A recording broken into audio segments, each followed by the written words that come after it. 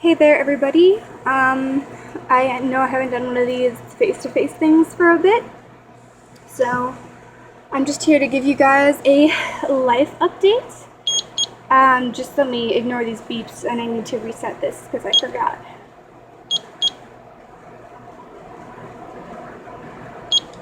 Alrighty, there we go. Okay, so firstly, I don't know if I ever showed you guys this, so I'm gonna do that really quick. My hair is a mess and I really need to wash it. Also, I need to cut it, but first, here you can see it's grown out a lot, but the most recent time that I cut it, which was probably 2-ish months ago, I bleached it, and then this side, we dyed like a green color, and this side is purple. And then for the top, I did some stripes, and let me just take it down for you. I'm waiting for Mom to get home so she can cut it for me before I shower and wash it. So you can see on this side I did like blue and teal stripes, but the teal's fading out faster, so that's like the white part. And then on this side, there's purple and blue stripes, and again that's fading out, but not so much. Most of the time, like if I wear it like this, I wear it like this most of the time, and it's, like I said, it's crazy right now, but yeah. So that's what my hair situation is, and I did the entire dyeing process by myself pretty much. It took me like an hour. So that was an experience. I'm trying to grow out this part here to be like, I'm gonna get it cut like right here all the way around, but I just want to have more thickness to do stuff with, you know. So I'm gonna try and go for more of an undercut look, but it's a little bit awkward right now while this part's still kind of short and just growing out. But I'm gonna have Mom cut the short bits off there. And then my family, my brother has this fungus thing, and so my family is going on a sugar-free diet, but I'm not, as you can tell by my double chin showing up right there.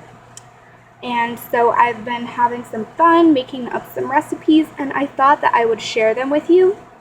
I can't really promise that I'll put anything in the description, but if I remember to, I will, and if I haven't yet, then please comment, and that will remind me to do so.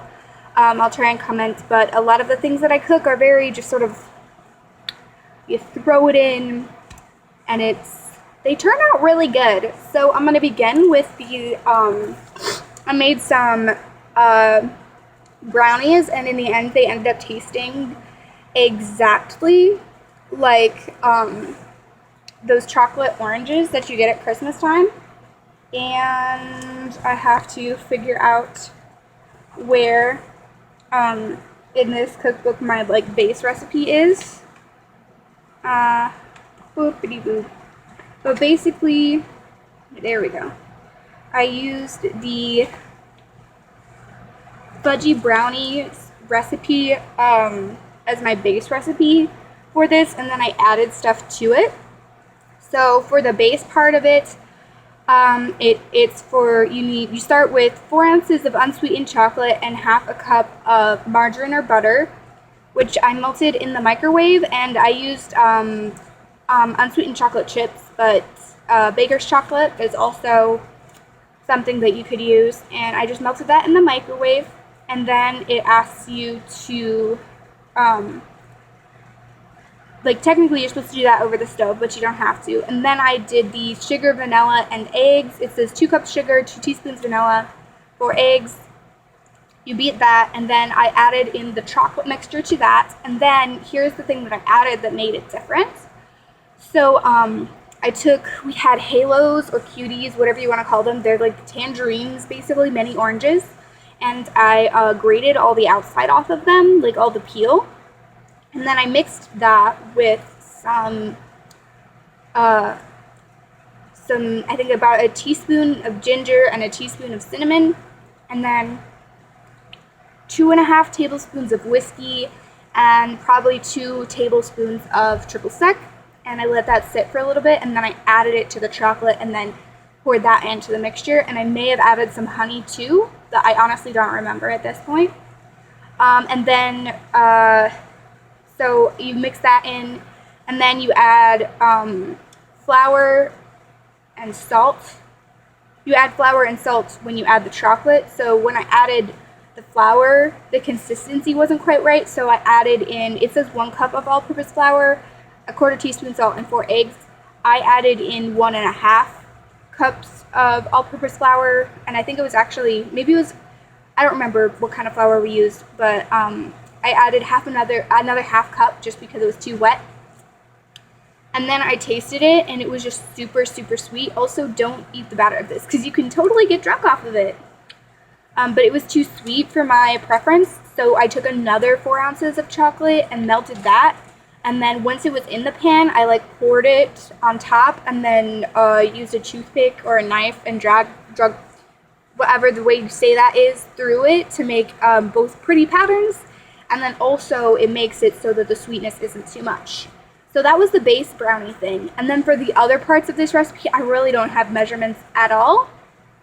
But I made heart-shaped cutouts in the brownies when they were done. I took it, it came out in a square, and I cut it in half, across, and then I put those, and I took a cookie cutter and made heart cutouts in it, and then I made a fruit jello, which was basically some strawberry jello with a little bit of extra gelatin in it, and then we blended up some, I think it was raspberries, blueberries, and oranges, but I don't remember exactly, but just any fruit of your choice that you think would go well with oranges, basically.